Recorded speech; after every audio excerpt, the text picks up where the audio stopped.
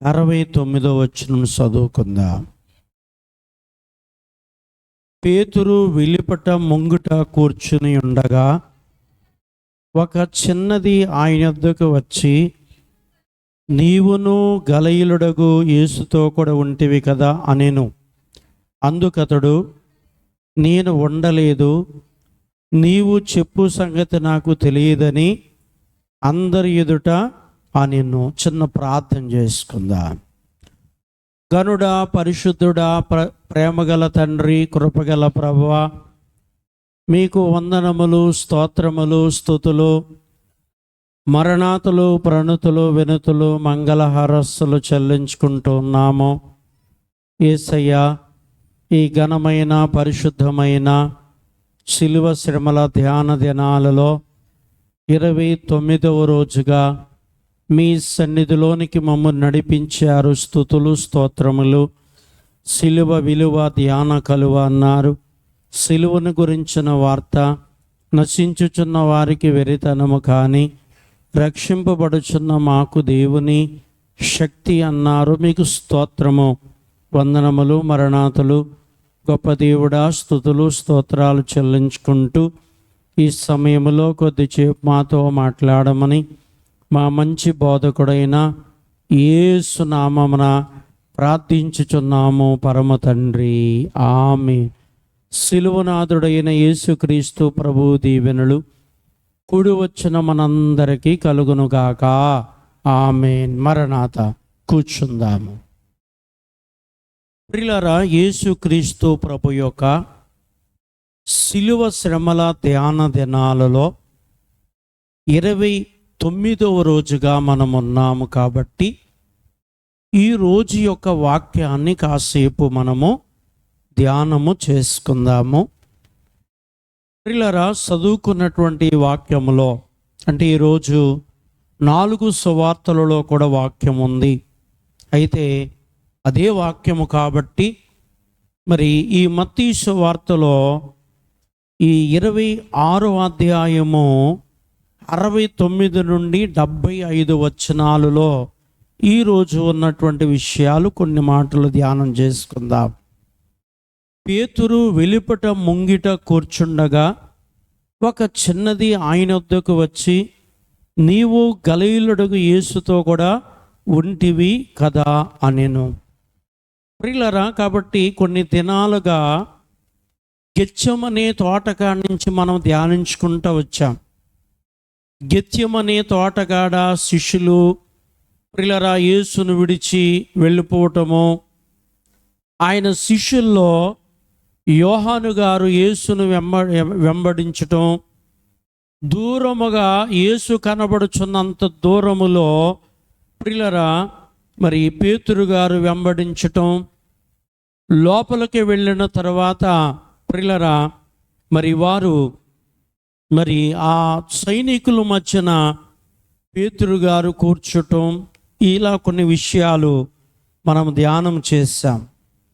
ప్రియులారా, ఈ రోజు యొక్క పాఠములో తాను కూర్చున్న కాడ యేసు ప్రభువును ఎరుగును అనేటువంటి 3 సార్లు అబద్ధమాడటం జరుగుతుంది. అంటే ముందుగానే ప్రభువు చెప్పారు, ముందుగానే ప్రభువు తెలియపరిచారు.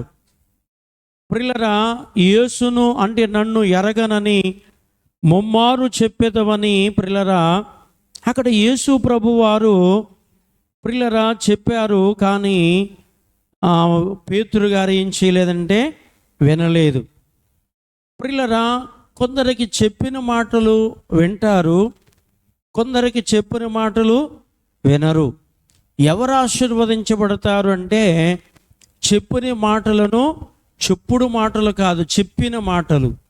యేసు చెప్పినటువంటి మాటలు విన్నవారు ఆశీర్వదించబడతారు. ప్రియులారా, వినలేని వారు శపించబడుతూ ఉంటారు. సంఘములో కూడా అంతే. సంఘములో సేవకుడు సంఘానికి చెప్తారు, మనం ఎలా ఉండాలి, ఇలా నడుచుకోవాలి, ఇలా భక్తిలో ఉండాలి, ఇలా పరిశుద్ధతలో ఉండాలి, ఇలా నమ్మకంగా ఉండాలి, విశ్వాసంగా ఉండాలి, నీతిమంతులుగా ఉండాలి అని చెప్తూ ఉంటారు. కొందరు ఆ మాటలు అసలు లెక్కే చేయరు. ప్రియులరా, కొందరైతే ఆ చెప్పిన ప్రకారంగా, ప్రియులరా, దేవుని వాక్యములో ఉంది కదా, మీ ఆత్మలను కాయుచున్న ప్రియులరా కాపరి మాట మీరు వినాలని, లోబడాలని చాలా క్లియర్గా వాక్యములో ఉంది కదా. కాబట్టి ఎవరైతే విని లోబడుతూ ఉంటారో వారు ఆశీర్వదించబడతారు. ఈ మాటను బట్టి అంటే ముందు ప్రభు ఏం చెప్పారు, పాఠములు వెళ్ళిపోయింది, అయినా ఈరోజు పాఠాన్ని బట్టి మనకు అవసరం. ఇది 26 ప్రియులరా 31లో లేక 31లోనే, అప్పుడు యేసు వారిని చూచి, ఆ రాత్రి కాదు ఈ రాత్రి మీరందరూ నా విషయమై అభ్యంతరపడుదురు. ఎలా అనగా, చూడండి, గొర్రెల కాపరి, సంఘ కాపరి, గొర్రెల కాపరి అంటే కాపరి అనే మాట ప్రభు వాడారు. గొర్రెల కాపరిని కొడతారు, మందలో గొర్రెలన్నీ చెదిరిపోతాయి. ఆ మందలో గొర్రెలంటే శిష్యులు. ప్రియులరా, గొర్రెల కాపరంటే యేసు ప్రభు, ప్రియులరా మరి శిష్యులు, ఈ రెండు భాగాలు మనం ఇక్కడ చూస్తాం. అయితే కాపరి, ప్రియులరా, ఈ మాట చెప్పినప్పుడు ప్రియులరా వారు అంతా కూడా మేము అభ్యంతరం పడము అన్నారు. 33లో పేతురు గారు కూడా నేను అభ్యంతరము పడను అన్నారు. ఎవరు అభ్యంతరం పడినా నేను అభ్యంతరం పడినానంటే 34లో ప్రభు అన్నారు, యేసు అతను చూచి, ఈ రాత్రి కోడి కొయ్యకు మునిపే నీవు నన్ను ఎరుగునని ముమ్మారు చెప్పేదివని నీతో నిత్యముగా చెప్పుచున్నాను. అంటే అక్కడ 3 సార్లు అబద్ధం ఆడేసిన జరిగిపోయింది కాదు, అక్కడ జరగబోయే విషయాన్ని ప్రభు అక్కడ చెప్పారు. జరగబోయే సంఘటన, జరగబోయే విషయాన్ని, జరగబోయేటువంటి సంఘటనను గురించి ప్రియులరా అక్కడ ప్రభు ఎప్పుడైతే నా కొరకు మీరు అభ్యంతర పడతారు, గొర్రెల కాపరిని కొడతారు, మందలో గొర్రెలన్నీ చెదిరిపోతాయి అని ప్రభు ఎప్పుడైతే చెప్పారో, ప్రియులరా నేను అభ్యంతరం పడను, ఎవరు పడినా నేను పడను అని పేతురు గారు చెప్పినటువంటి మాట. ప్రియులరా, ఆ మాటకి ప్రభు జవాబు ఏం చెప్పారంటే, ఈ రాత్రి, ప్రియులరా అంటే యేసు ప్రభు వారిని అప్పగించబడే ఈ రాత్రి కోడి కుయ్యక మునుపు ప్రియులరా నన్ను ఎరుగనని నీవు 3 సార్లు ఏం చేస్తావు, ముమ్మారు అబద్ధము ఆడెదవు, అబద్ధము చెప్పేదవు. ప్రియులరా 3 సార్లు అబద్ధం ఆడతావని ప్రభు పేతురు గారితో చెప్పినా ఆయన ఇంకా వినలేదు. ఈ మాట చెప్పినా ప్రభు ఎందుకు చెప్తున్నారో, ఒకవేళ ఇది నిజంగా జరుగుతుందేమో అని ఆలోచించలేదు. ఆలోచించకుండా ఆయన ఇంకా ఏమంటారంటే 35 వచనమా, పేతురు యేసును చూచి, నేను నీతో కూడా సావలసి వచ్చిన నిన్ను ఎరుగునని చెప్పని, అదే ప్రకారంగా శిష్యులందరూ చెప్పారు. ప్రియులరా, ప్రభు అక్కడ తెలియపరిచిన మాట 3 సార్లు ఏం చేస్తావంటే అబద్ధం ఆడతావన్నారు, ముమ్మారు నీవేం చేస్తావు, అబద్ధం ఆడతావన్నా. అబద్ధం ఆడతావనంటే పేతురు గారు దానికి ఒప్పుకున్నారా? ఒప్పుకోలేదు. ప్రియులరా ఒప్పుకోలేదు. సరి, ఇంకా ఏమంటున్నారు అక్కడ, నీ విషయములో ప్రభువా, నీ కొరకు నీ విషయములో నేను మరణించవలసి వచ్చినా, సావలసి వచ్చినా చనిపోతాను, కానీ నిన్ను ఎరుగునని అబద్ధం మాత్రము ఆడను అన్నాడు. ప్రియులరా, ఇది అవకాశం వెనకాల ఉన్న వాళ్ళు కాబట్టి అది కూడా వాళ్ళు చెప్పారు. ప్రియులరా, అదే మాట వెనకాల ఉన్నటువంటి శిష్యులైనటువంటి వారు కూడా, మిగతా శిష్యులు కూడా చెప్పారు. ప్రియులరా, ఇక్కడ ఒక మాట ఇచ్చారు, అయ్యా నీ కొరకు చనిపోతాం కానీ నిన్ను ఎరుగను అనే అబద్ధం మాత్రం ఆడమన్నారు కదా. ఆడమన్న వీళ్ళు మాట మీద ఏం చేయాలి, నిలవబడాలి కదండి. మాట మీద ఏం చేయాలట, నిలవబడాలి. మరి నిలబడ్డారా? ప్రియులారా, అబద్ధం ఆడకుండా ఉన్నారా? వంకకుండా ఉన్నారా? ప్రియులారా, అనంటే మాట మీద ఏం చేయలేదు, నిలవబడలేదు. ప్రియులారా, ఇక్కడ 3 రకాలుగా చూడండి, ఇక్కడ 3 రకాలు కనపడుతుంది. ఒక చిన్నది, మొదటి మాటలో ఒక చిన్నది ఆయన వద్దకు వచ్చి గలిలయకు యేసుతో కూడా ప్రియులారా ఉంటివి కదా అంటే 70లో అందుకు అతడు నేను ఉండలేదు, నీవు చెప్పు సంగతి నాకు తెలియదని అందరి ఎదుట నేను. ఒక చిన్నది వచ్చి యేసుతో నీవు ఉన్నావు కదా అని అంటే పేతురు గారు అంటున్నారు, ప్రియులారా నీవు చెప్పే సంగతి నాకు తెలియదు, నేను అతనితో ఉండలేదు అంటే యేసుతో నేను ఉండలేదు, నీవు చెప్పే సంగతి నాకు తెలియదు అన్నాడు. ప్రియులారా, అన్న తర్వాత కాసేపు అయింది. మరలా ఈ అన్న తర్వాత కాసేపు సమయం గడిచింది, కాసేపు సమయం అయింది.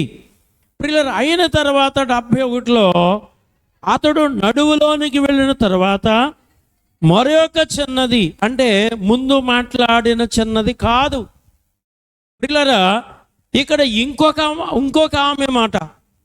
ప్రియులారా, మరి ఒక చిన్నది అతని చూచి పేతురుని అంటుంది, వీడు నజరేయుడకు యేసుతో కూడా ఉండినని అక్కడ వారితో చెప్పాను. ప్రియులారా, ఎవరితో ఉన్నారట?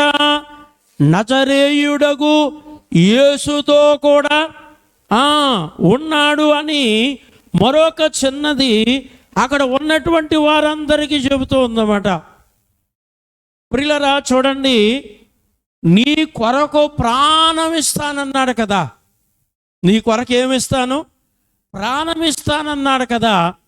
ఒకవేళ యేసుతో ఉన్నవాడువా నిన్ను చంపేస్తామనలేదు కదా వాళ్ళు.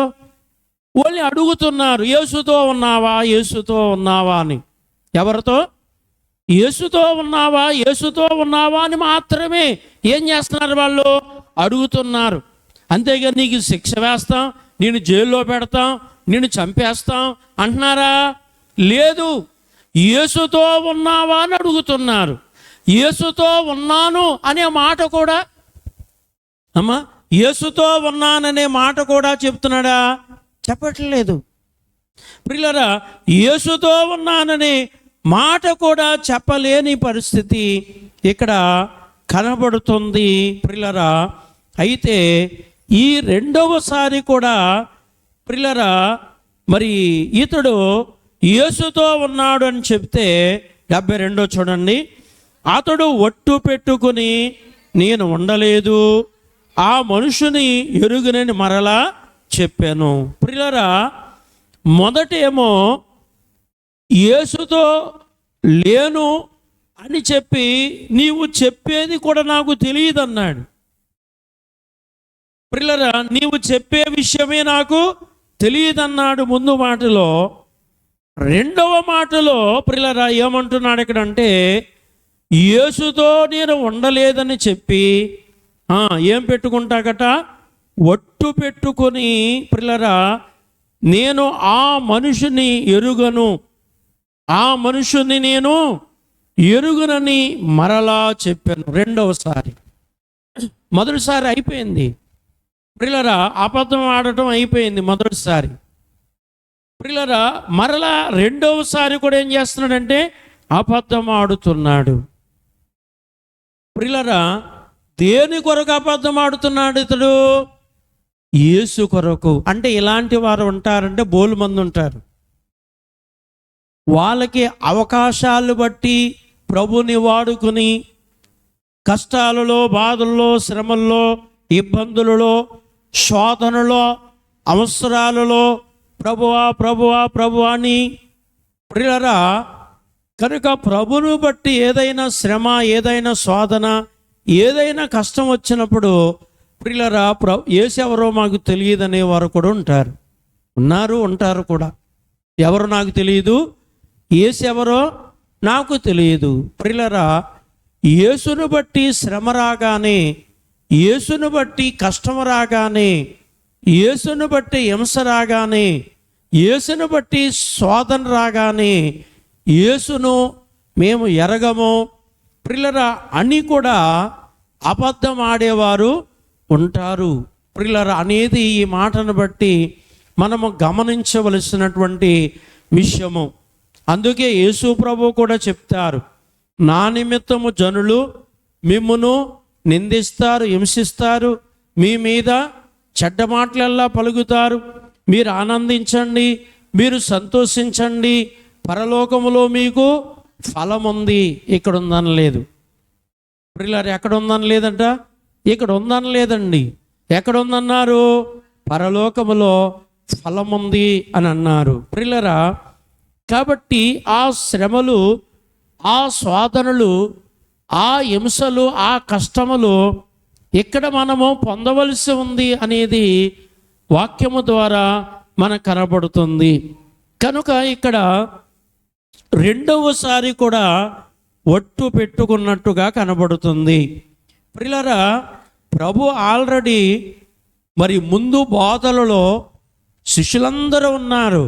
అప్పుడు వారికి చెప్పారు, మీ మాట అవునంటే అవును, కాదంటే కాదన్నట్టుగానే ఉండండి కానీ భూమి తోడని, ఆకాశము తోడని, దేవుని తోడని, తల తోడని ప్రియులారా ఇలాంటి ఒట్టులు మీరు పెట్టవద్దు అని ప్రభు చెప్పారు, వీరికి చెప్పారు ప్రియులారా. కనుక అవునంటే అవుననుకోండి, కాదనుకుంటే కాదనుకోండి, అంటే ఒకే మాటలో ఉండాలి. ఇంకా అందరూ అవునంటే అవునన్నట్టుగా ఉండాలి, అందరూ కాదంటే కాదన్నట్టుగానే అక్కడ ఉండాలన్నమాట అండి ప్రియులారా. అలాగ ఉండండి కానీ ఈ ఒట్టులు పెట్టొద్దని ప్రభువు చెప్పారు.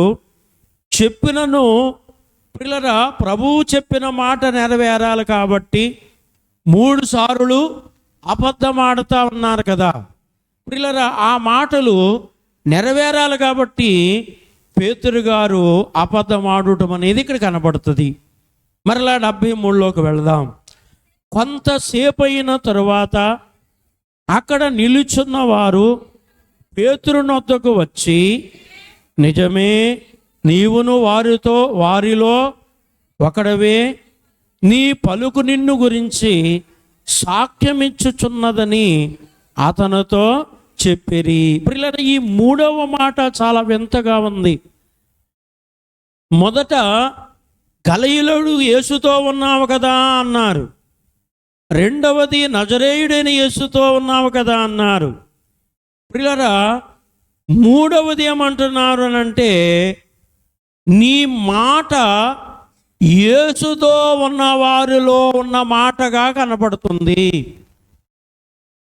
ఎలా ఉందట ప్రియులారా? బహుశా యేసు ప్రభు వారిని ఆ సంఖ్యలు వేసి బంధించేటప్పుడు ప్రియులారా పేతురు గారు సైనికులతో కొద్దిగా ఏం చేశారు అయినా అంటే పోరాడినట్టు కనబడుతుంది. ఏం చేశారు అయినా? పోరాడినట్టు కనబడుతుంది. ఆ పోరాడేటప్పుడు కొన్ని మాటలు ఉంటాయి కాబట్టి ప్రియులారా ఆ మాటలను బట్టి అంటే ఇతని యొక్క మాట పలుకు, ఆ మాటను బట్టి వారు కనిపెట్టారు. ప్రియులారా ఆ మాటను బట్టి వారు తెలుసుకున్నారు. బహుశా మనకు తెలిసిన వారు వారి మాటను బట్టి ఫలానా వారని మనం ఏం చేయగలం? కనిపెట్టగలం. తెలియని వారైతే కనిపెట్టలేం. మనకు తెలిసిన వారైతే ప్రియులారా అందరి మాట ఒకలాగా ఉండదు. ఉంటుందంటారా? అందరి మాట ఒకలాగా ఉండదు ప్రియులారా. ఒక్కొక్కరి మాట ఒక్కొక్క రకంగా ఉంటుంది.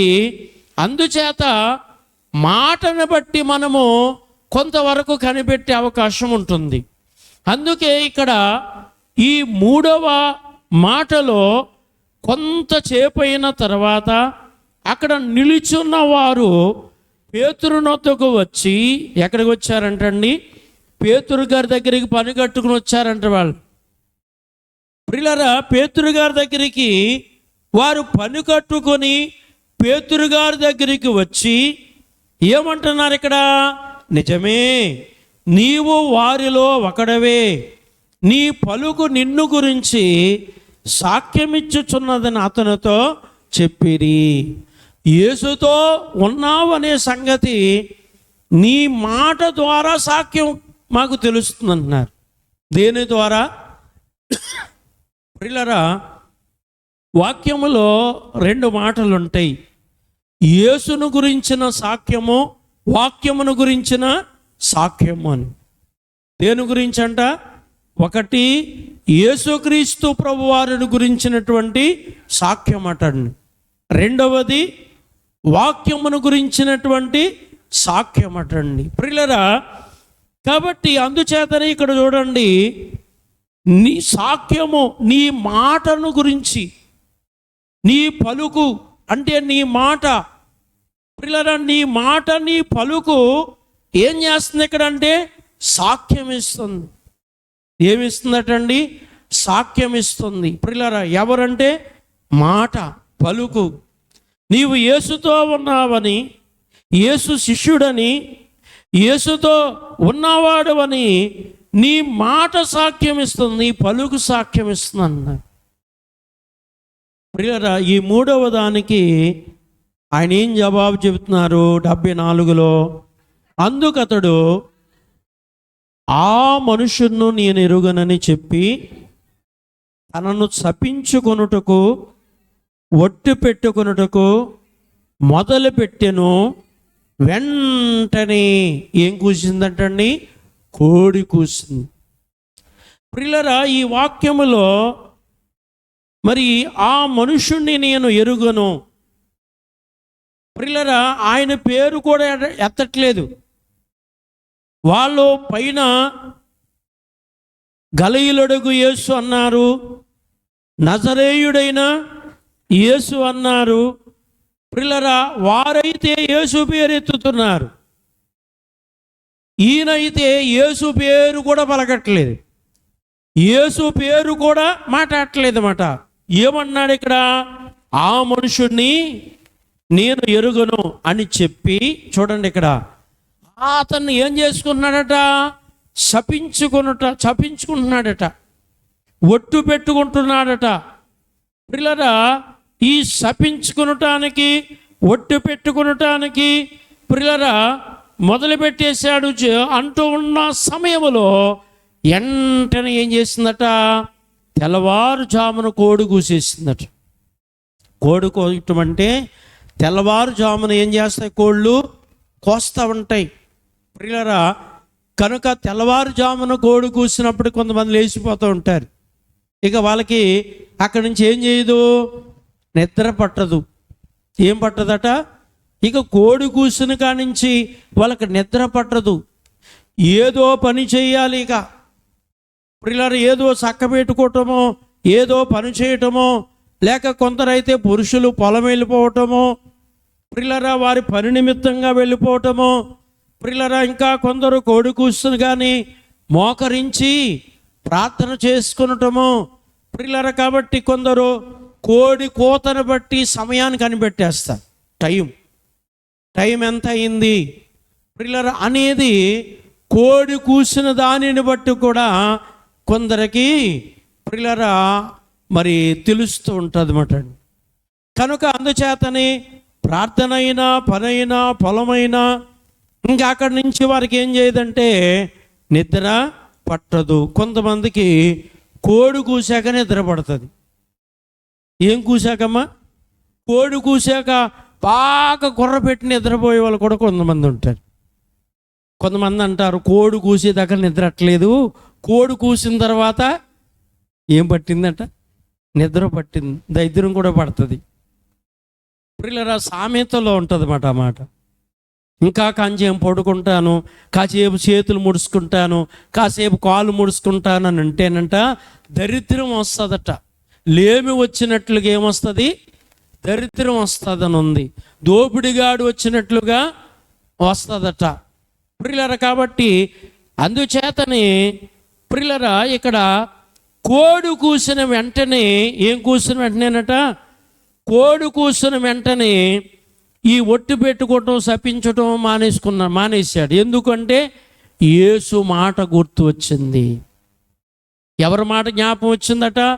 ప్రభువు చెప్పారు 3 సార్లు యేసును ఎరుగను, యేసును ఎరుగను, యేసును ఎరుగనని 3 సార్లు నీవు అబద్ధం ఆడతావు, అబద్ధం ఆడిన తర్వాత కోడికి వస్తుంది అని చెప్పారు. నీవు అబద్ధం ఆడిన తర్వాత 3 సార్లు అయిపోయిన తర్వాతే కోడికి వస్తుందని ప్రభు చెప్పారు. కోడి కూసింది, ప్రభు మాట గుర్తొచ్చింది. అంటే బహుశా కోడి పేతురు గారికి ప్రభువుని గుర్తు చేసింది. ఎవరమ్మా?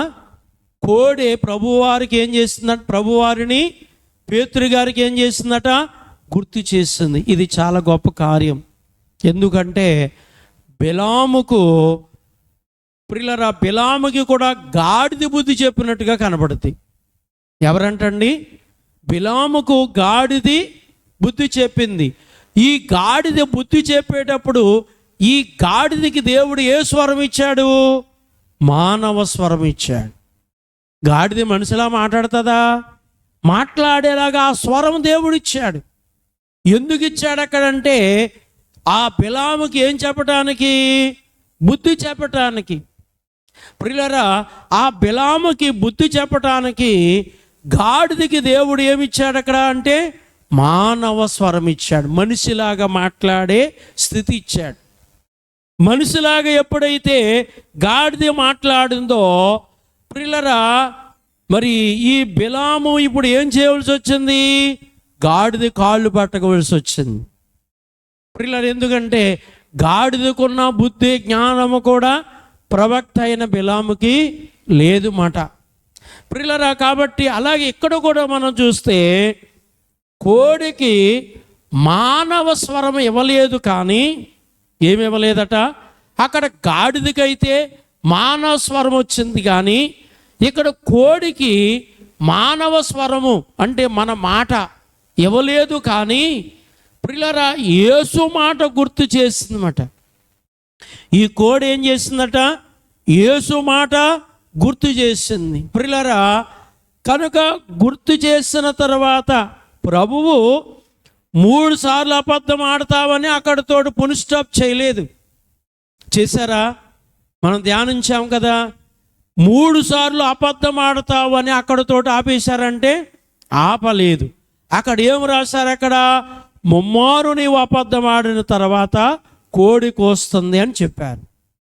ప్రియులారా, కాబట్టి అందుచేతనే ఇక్కడ కోడి కూసిన తర్వాత అతను హృదయము మరలా మలుపు తిరుగుతుందన్నమాట, మారుతుందన్నమాట.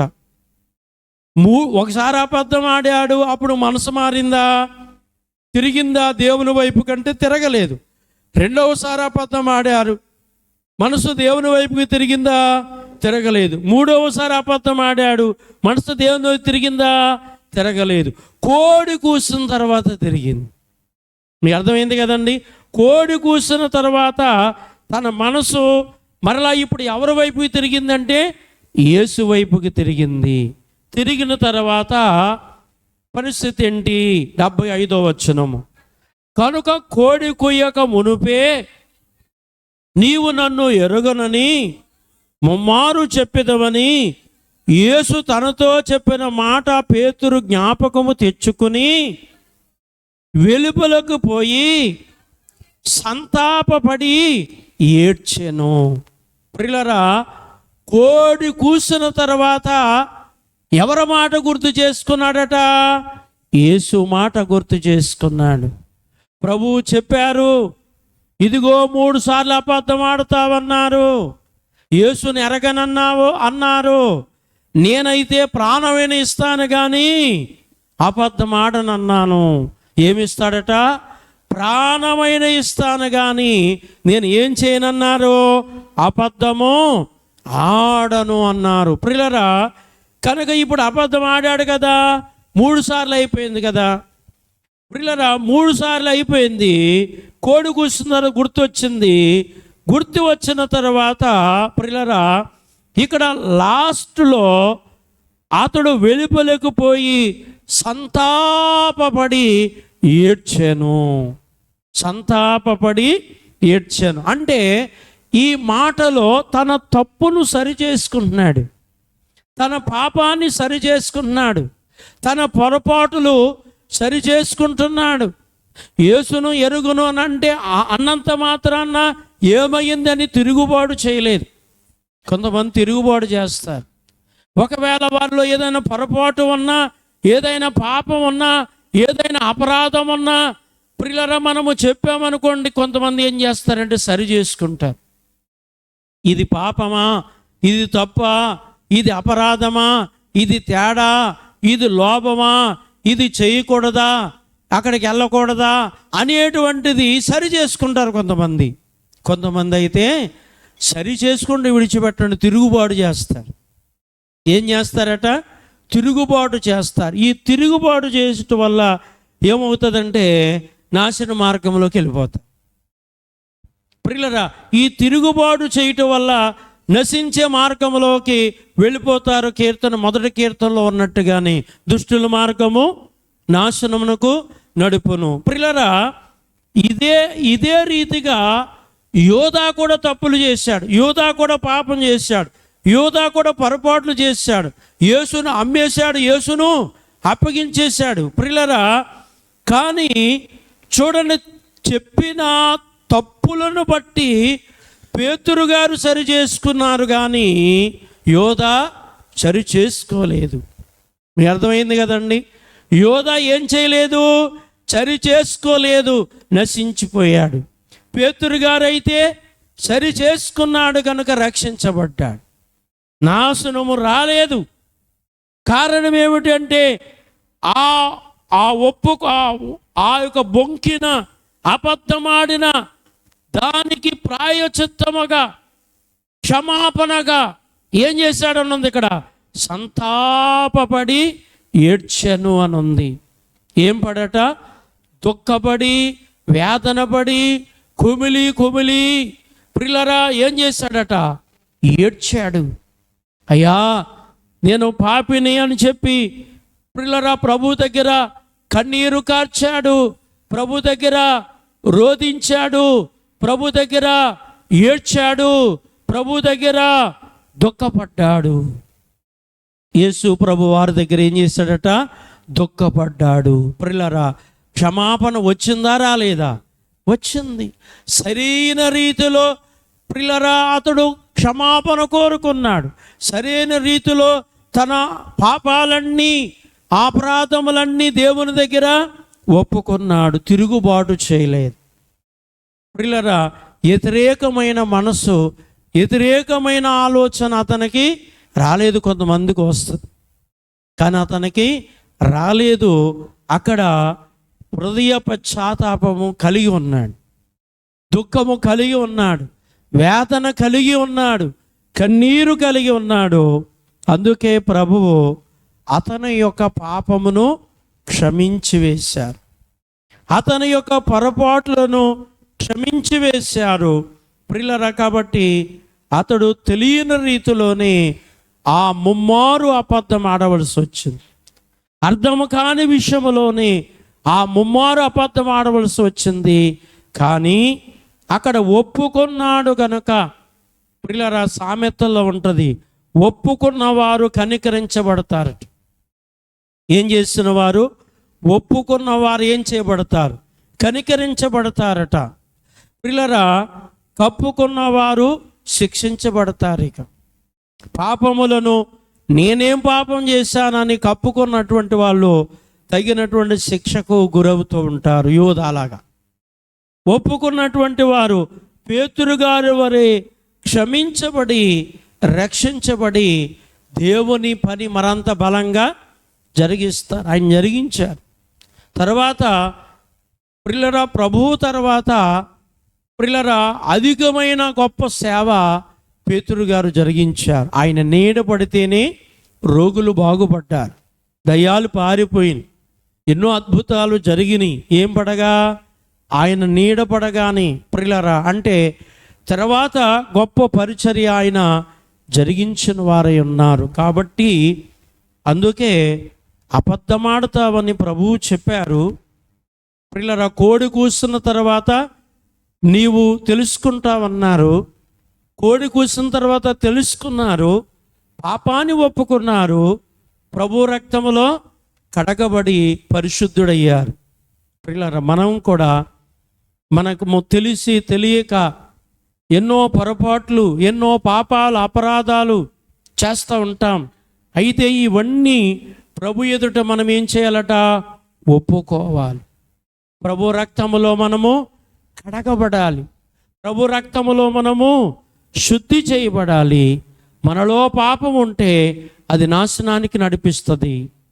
మనలో ఉన్న ఆ పాపము మనం ఒప్పుకుని క్షమాపణ పొందితే నిత్య జీవానికి నడిపిస్తుంది.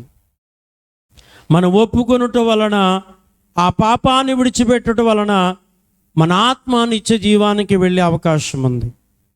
ఒప్పుకోకపోతే, విడిచిపెట్టకపోతే ఎక్కడికి వెళ్ళాలి? నిత్య నరకానికి వెళ్ళాలి. ప్రభువు భూమి మీదికి వచ్చింది మనం నరకానికి వెళ్ళటానికి కాదు. మనం ఎక్కడికి వెళ్ళాలి? జీవానికి వెళ్ళటానికి ప్రభు వచ్చారు. కనుక అలాగున పేతురుగారి వలె అబద్ధం ఆడదామని కాదు, పేతురుగారి వలె మన పొరపాట్లు, అపరాధాలన్నీ పశ్చాత్తాపపడి, దుఃఖపడి, వేదనపడి, సంతాపపడి, కన్నీళ్లతో ఒప్పుకుని పరిశుద్ధులుగా మార్పు చెంది జీవములోనికి వెళ్ళే ధన్యత దేవుడు మనందరికీ దయచేయునుగాక. ప్రార్థన చేసుకుందాం. కృపగలిగిన మా తండ్రి, దయగలిగిన మా ప్రభువా, ప్రేమ కలిగిన ప్రభువా, మీకు వందనములు, స్తోత్రములు, స్తుతులు, మరణాతలు చెల్లిస్తున్నా. నీ కృపను బట్టి, ఏర్పాటును బట్టి 29వ రోజుగా మేమందరం ఈ దినము కూడుకుని ఈ ప్రత్యేకమైన శిలువ ధ్యానములో భాగములో చిన్న వాక్యమును ధ్యానించే భాగ్యం ఇచ్చారు తండ్రి. ఈ మాటలు మందరి హృదయములో నిలిచి ఫలించినట్లు దీవించమని యేసు నామమున ప్రార్థిస్తున్నా.